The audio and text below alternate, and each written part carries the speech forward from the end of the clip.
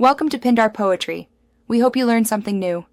You start by choosing Pick Locker at checkout, so your parcel goes to a secure locker instead of home delivery. Once done, enter the recipient name and phone accurately because the locker sends codes to that number.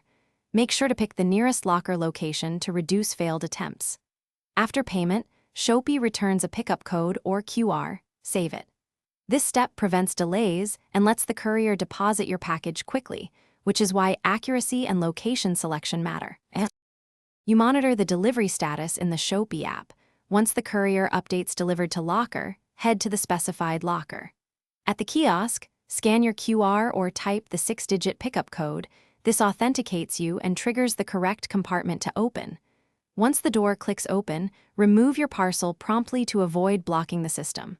Also check the locker label and package condition before leaving. These steps ensure fast, secure retrieval and prevent automatic returns after the hold period. You finish by confirming pickup in the app so the order status closes and payment records match.